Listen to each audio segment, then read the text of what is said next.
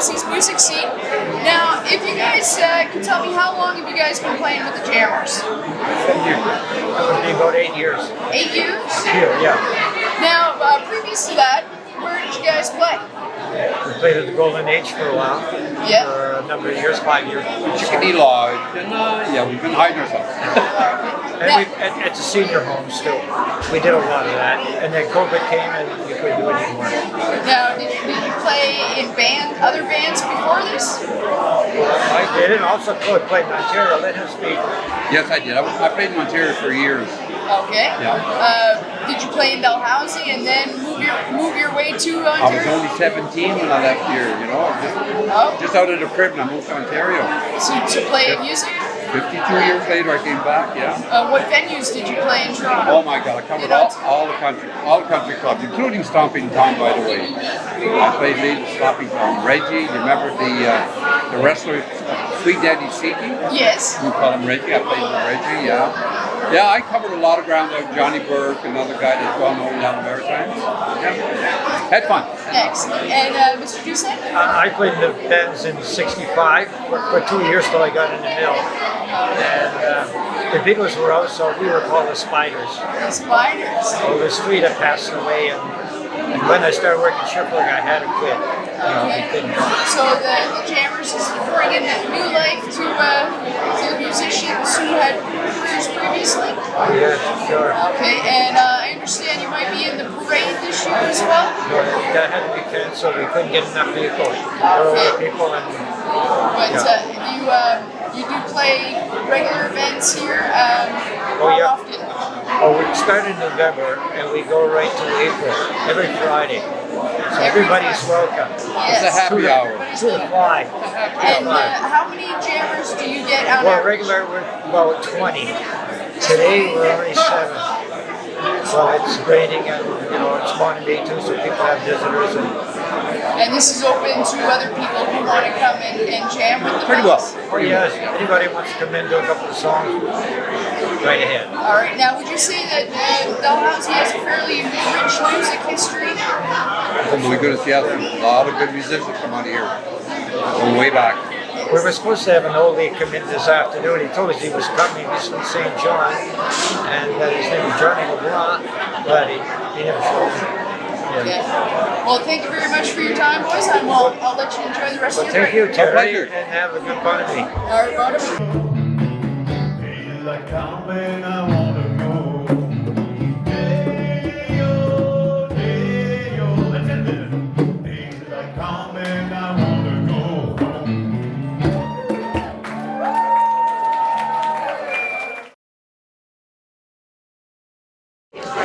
Hi, I'm here with Colleen Furlotte and John Maher, two of Dalhousie's former musicians who have moved on. Now, I'd like you to tell us a bit about how you started in Dalhousie music industry. Oh, gee. Started like right at the very beginning. I was a young lad. No.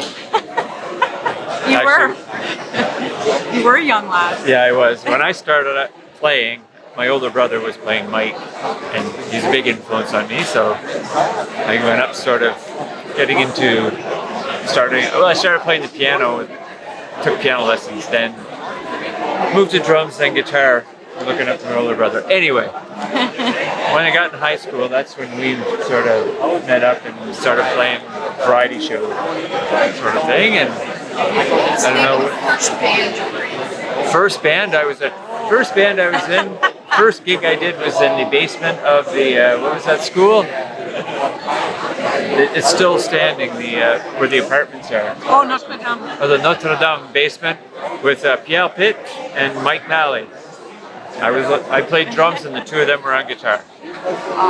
That was my first gig ever. That was in grade 7.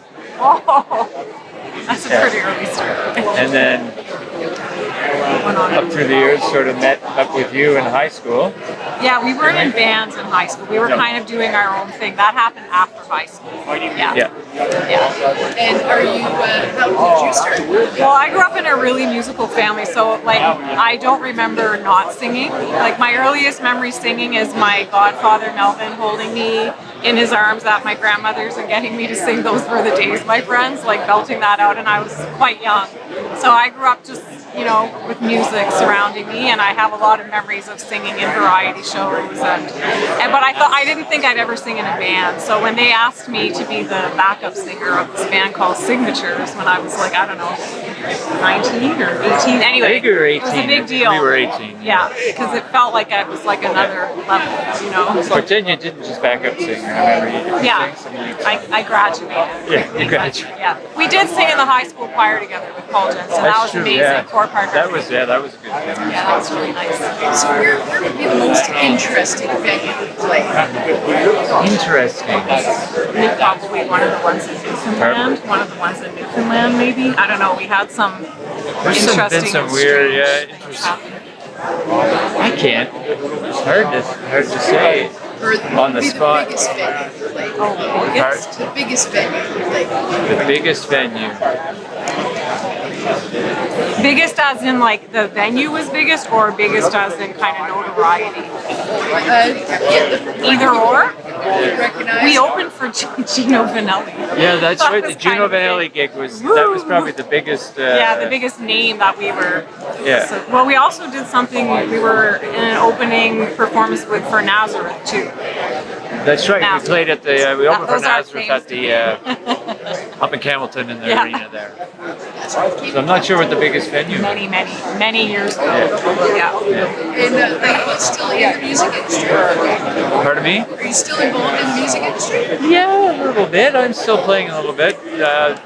With well, I mentioned Cal Pitt earlier. Well, I still play in a band with him. It's his original instrumental music, so that's fun. I don't know if I would say I'm in the music industry. I write and I record and I'm creative, but I don't perform anymore. So yeah, I mean I'm still Yeah, you're still.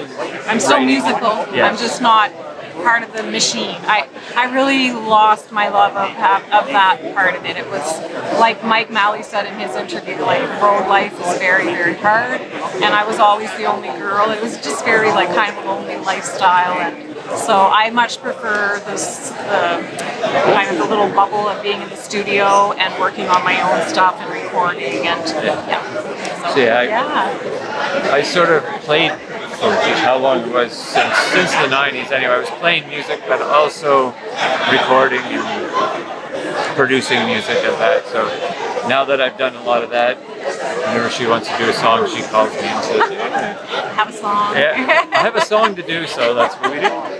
And what brought you back to Dalhousie today? Well, I would have held it up. Yeah. So I got a call because, well, we were invited last year and we weren't able to make it, and it was kind of a bummer to miss it because there's a lot of history and a lot of friends of ours that we would have liked to have seen. But this year's kind of special because I accepted on behalf of my dad a commemorative plaque for his contribution, my dad, Dave Furlotte, to the music scene over the years. So that was, it's really nice. And my uncle Bobby got one, and also Pierre's a good friend of mine, Pierre Pitt, and his dad was recognized. So it was, and a good friend of ours, Pete Perkins, who we used to play with. We were in a band with him. He was an amazing musician. He was so incredible. Nice to be part of all of that. Would you say that Dalhousie was an influence for you becoming part of the music industry? Yeah, I was just saying to someone earlier, and I'm living in the Moncton area now, and I was talking to some friends about this recently. For the population of Dalhousie, the concentration of musical talent has always baffled me. It amazes me how many people are that good from here.